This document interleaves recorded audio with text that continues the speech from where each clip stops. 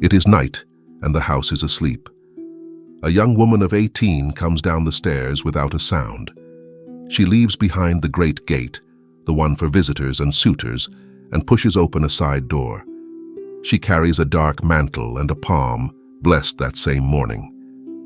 At the end of the road, friars are waiting with candles and a pair of scissors. It was Palm Sunday of 1212, and the girl who had just slipped out was the heiress of one of the most powerful families in Assisi.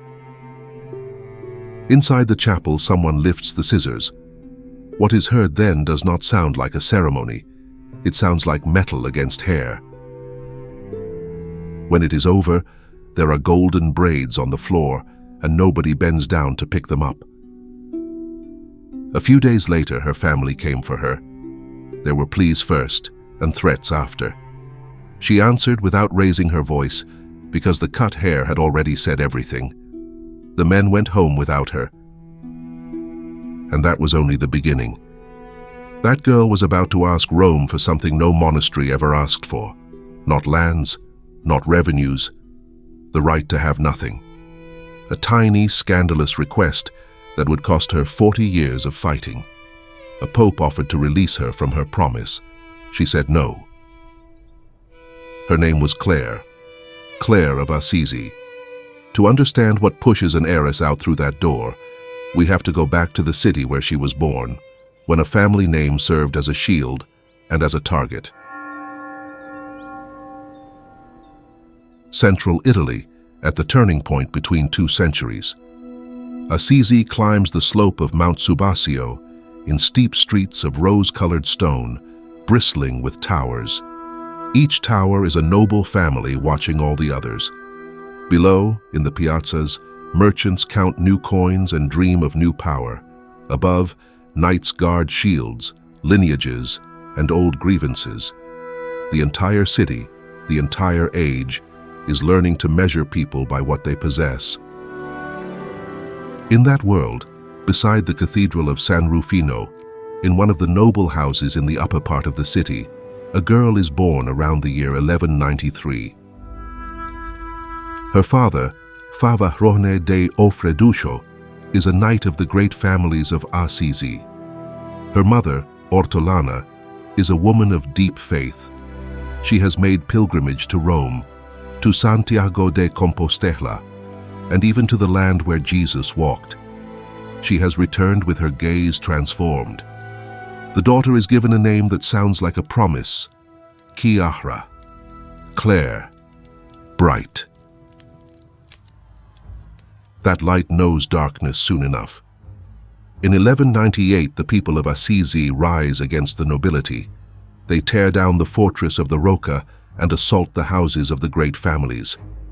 The Offreduccio family must flee to Perugia, the rival city, with what fits in a few chests. The girl grows up there, among armed men and conversations in low voices, learning too early that a name can be both shelter and a target. When they finally return, Assisi is still at war with Perugia. The peace of her childhood is barely a truce between bells of alarm. And yet, inside that house of stone, something different grows in silence. The women who would grow old at her side decades later still spoke of it with wonder. The girl kept count of her prayers on a knotted cord she carried hidden, the way other girls hide a treasure. She spoke with Jesus without anyone telling her to, and she set aside food from her own table, the white bread of the Lord's, to have it brought, in a bowl, to the poor of the city. From her mother she had learned to give alms. No one had taught her to do without what was hers. That came from within her alone. Her future, though, had been written by others. A daughter of the Offreduccio family existed to seal alliances, a generous dowry, a convenient marriage, sons to carry on the line.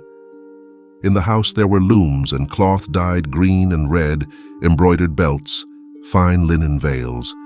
Everything spoke of what she would become. But the girl looked elsewhere. That could not be explained by any privilege of birth. No one in the house could explain it then.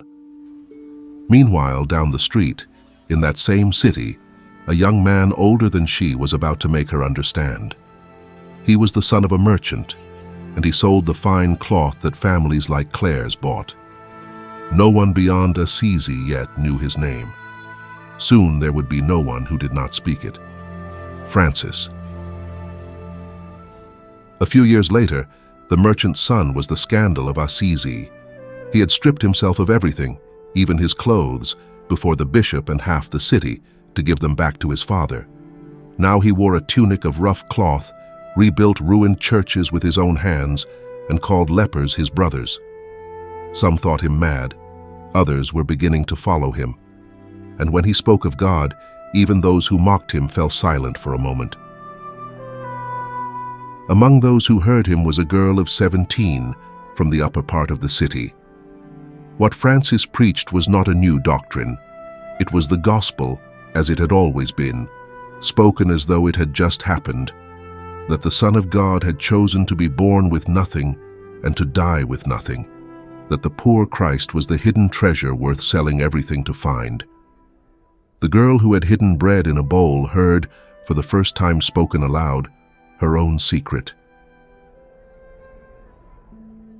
She wanted to speak with him, but an heiress of the Offriduccio could not cross the city to meet with the son of a merchant who slept among stones. So she would slip away in secret, accompanied by her friend Bona di Guelfuccio, while Friar Philip, one of Francis's friars, would guide the meetings. In those conversations in hushed tones, under the arch of a wall or among the olive trees of the outlying fields, Francis offered her no safety. He spoke to her of leaving the world for love of Jesus Christ, of a life without a dowry, without walls of her own, without anything to defend. She listened with her heart racing ahead of her reason. And she, who had suitors waiting and a name that weighed like armor, would return home each time with fewer doubts and more vertigo. Palm Sunday came in 1212. The Cathedral of San Rufino, just steps from her house, filled with the whole city dressed for the feast. One by one, the ladies of Assisi approached the altar to receive the blessed palm. Only one remained in her place, still, eyes lowered, as though already taking leave of it all. Then Bishop Guido did something no one expected. He descended the steps of the altar, crossed the nave, and placed the palm in Clare's hand. No one asked why. Perhaps he alone, in all the cathedral, knew what that palm was sealing. That very night, when the house fell silent, she did not leave by the main gate, where the family's honor stood guard. She left by the small door, wrapped in a dark mantle, with the palm still warm from the incense. She descended the steep streets without a torch, crossed the city walls, and followed the dirt path that led down toward the plain, between black olive trees under the stars. 18 years of lineage, of fine cloth and a written future, lay sleeping behind her. She did not know what waited for her on the other side of that night.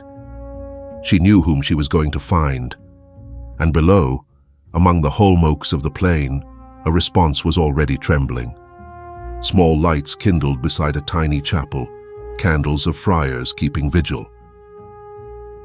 The low door opened and received her in a glow of burning wax.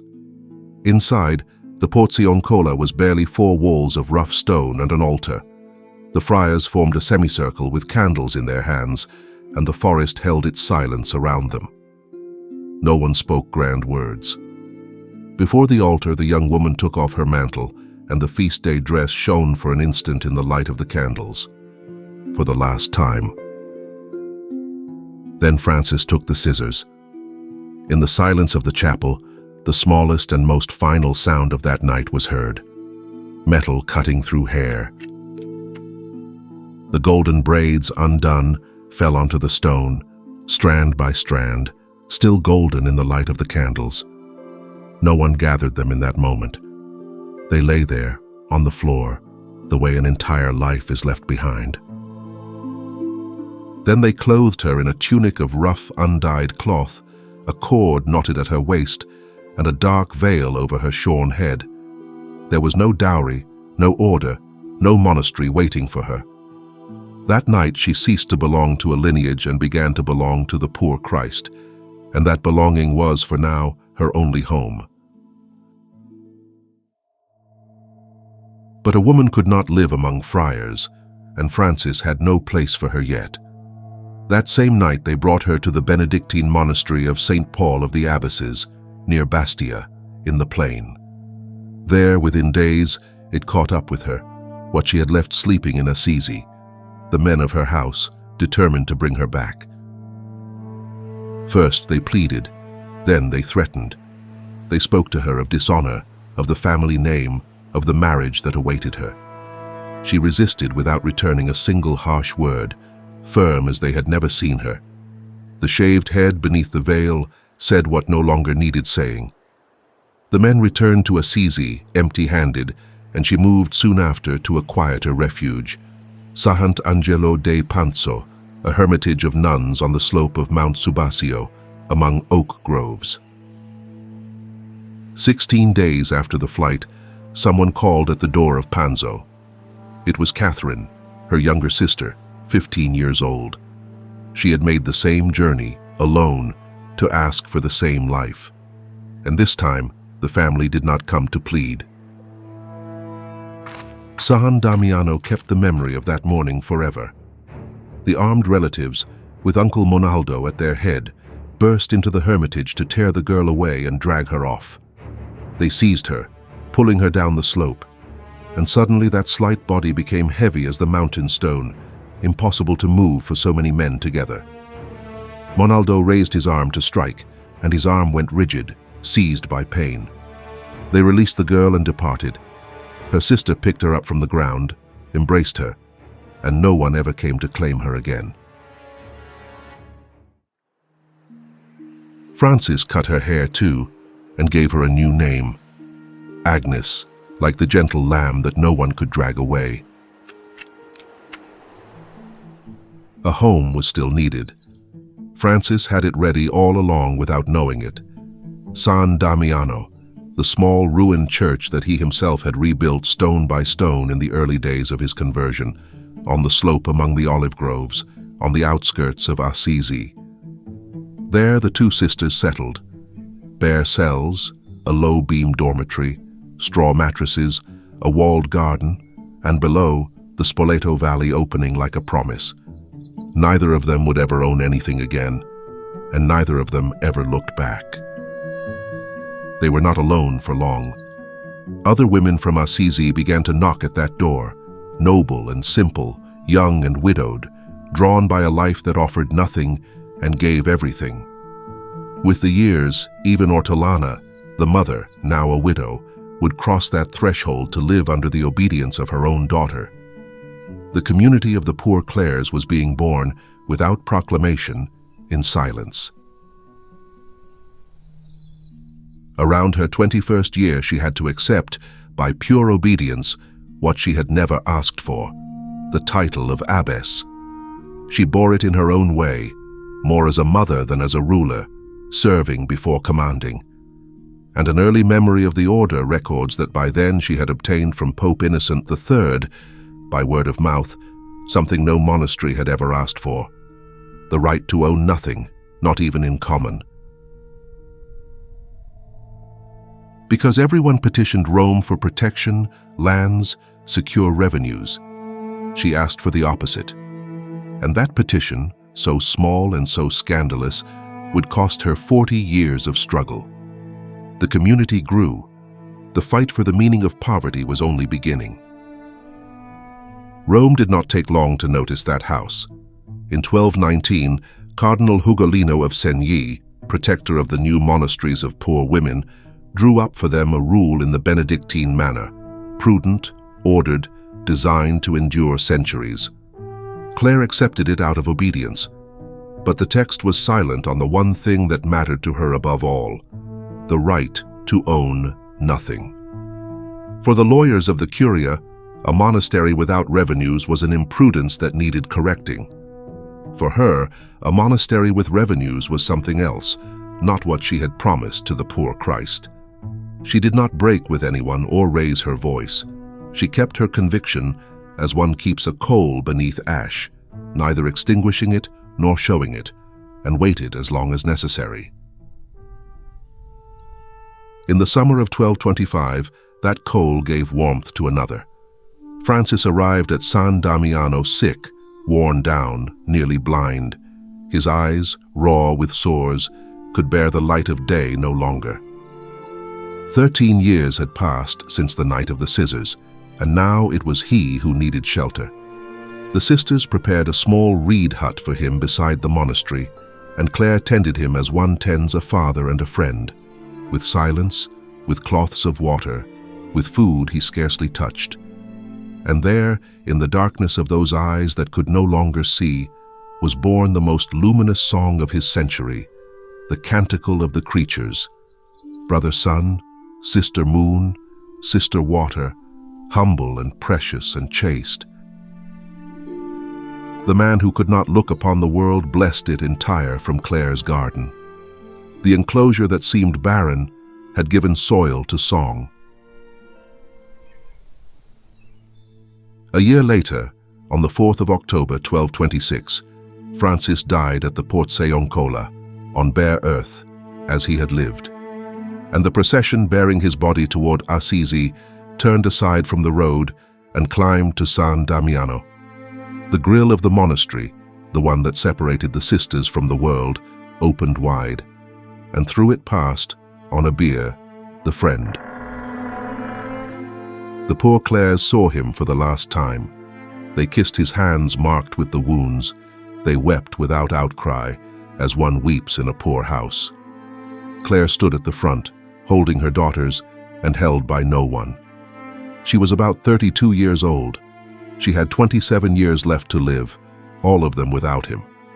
From that day forward, keeping poverty intact was no longer only a conviction, it was a fidelity. The greatest trial came dressed in purple. Cardinal Ugolino was now Pope Gregory IX, and he still thought the same. A house of women without revenues could not sustain itself. He wanted to solve it with a father's generosity. He offered her secure possessions, and seeing her resistance, he offered something more, to dispense her from her vow himself, to free her by his own authority.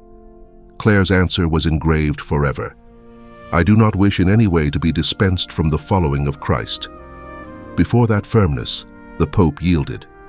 On the 17th of September 1228, he granted San Damiano the privilege of poverty, a papal document with his leaden seal that granted no lands, no revenues, no protection.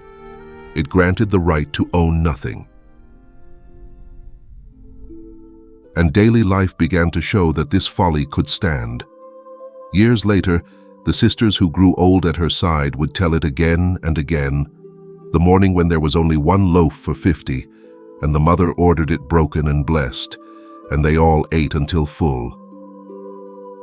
The empty flask of oil that appeared filled, the sisters who fell sick, and even children from outside, healed when she traced the sign of the cross on their foreheads. And they remembered too what was not a miracle, and said the same thing. The abbess on her knees at night, washing the feet of the sisters who returned from begging. She governed thus, from below, with a basin. But her own body was beginning to exact its price. Since 1224, sickness had not released her. Each year, thinner, paler, more time on the straw mat than on her feet. And meanwhile, beyond the olive groves, the emperor and Rome declared war on each other, and armies began to move toward the Spoleto Valley.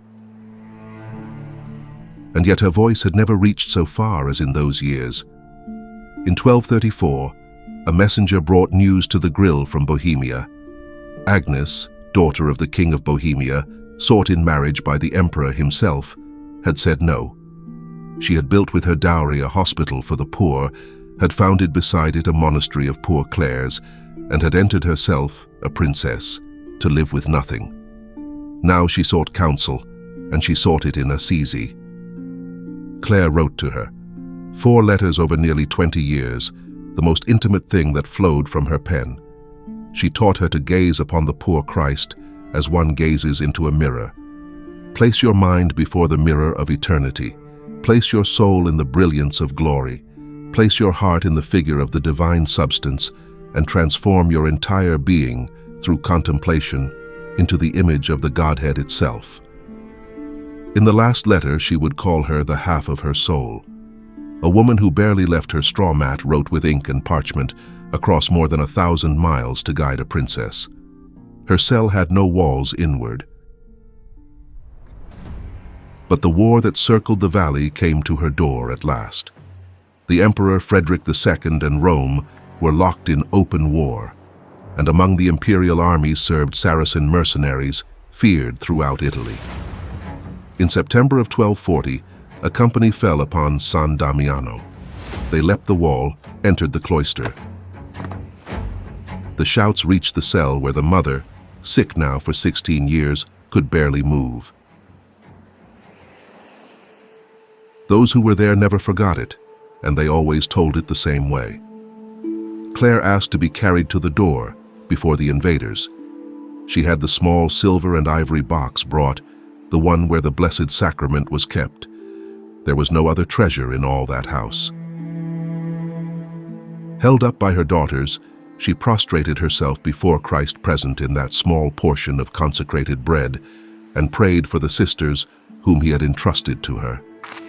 The armed men hesitated. They drew back. They vaulted the wall again and vanished among the olive groves, without anyone pursuing them.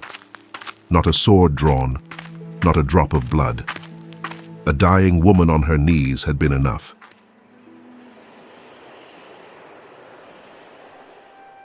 A year later, another army, that of Viva d'Aversa, laid siege to Assisi itself. Behind those walls on the hillside, the community fasted and prayed for the city that had seen them born.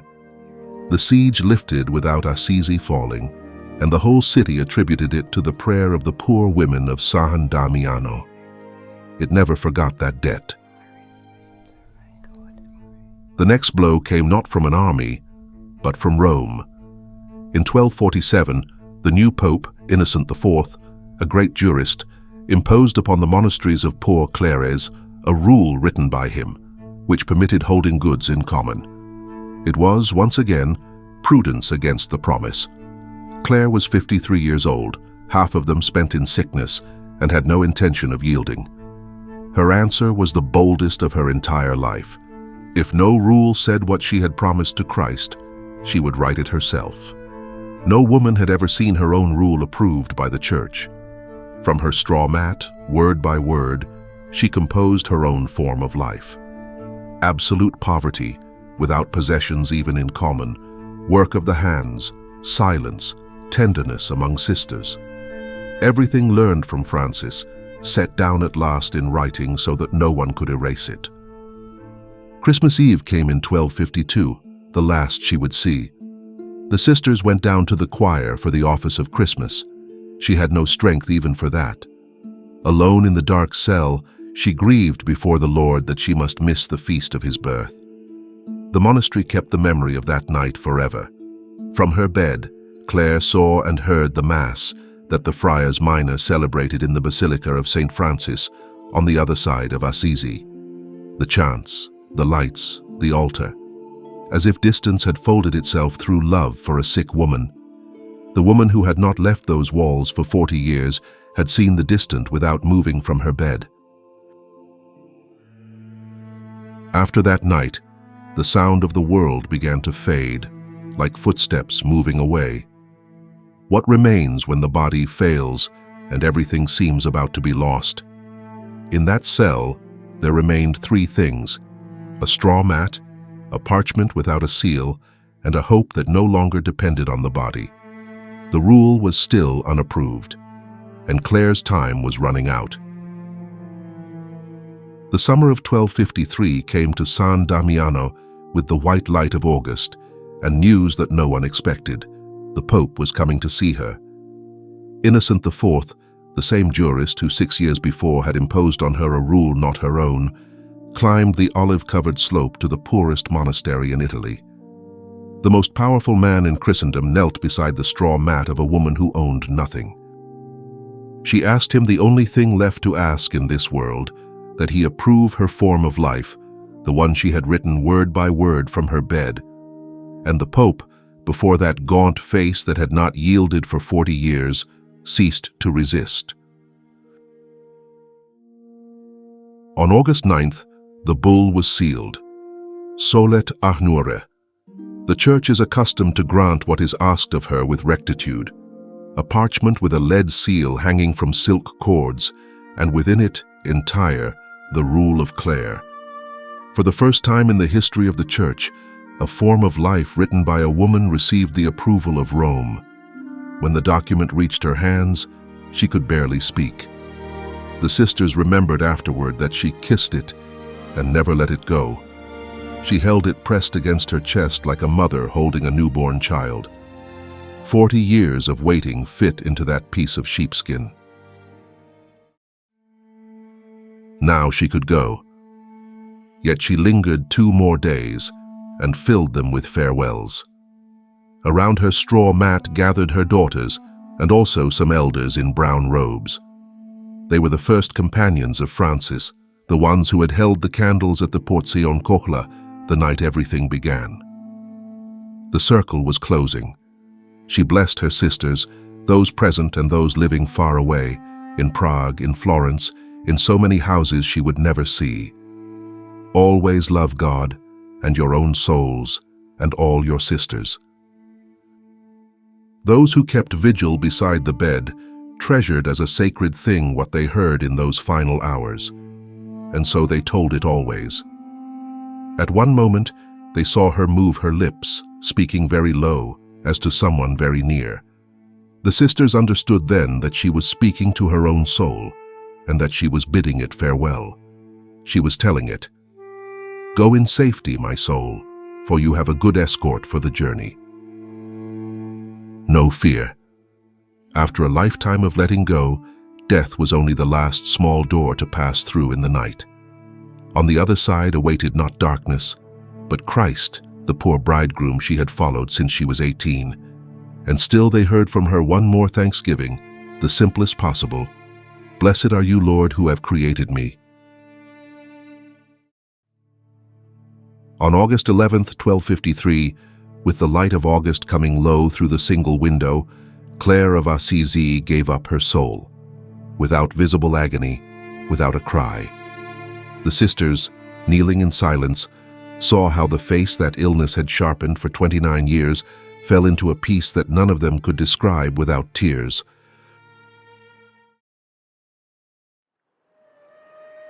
There remained a poor house, a handful of women with their hearts broken, and a parchment safe forever. The foundress had gone, the form of life would not. And what Assisi did with her in the hours that followed was no longer a mourning. It was the beginning of another story of light. That same autumn, an envoy of the Pope climbed the olive-covered slope. Bartholomew of Spoleto came with notaries and parchment and sat beside the grill to listen. One by one, the sisters of San Damiano told what they had witnessed over 40 years. The bread that fed 50, the pyx held high before the assailants, the abbess on her knees washing their feet. Sister Philippa spoke more than any other. 20 declarations, taken down word for word, the memory of a poor house, written down so it would never be lost. There was no need to wait. On August 15th, 1255, barely 2 years after her death, Pope Alexander IV canonized her in Anagni.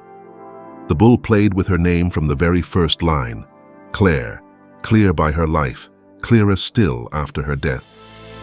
The girl who had hidden bread in a bowl was now a saint of the universal church.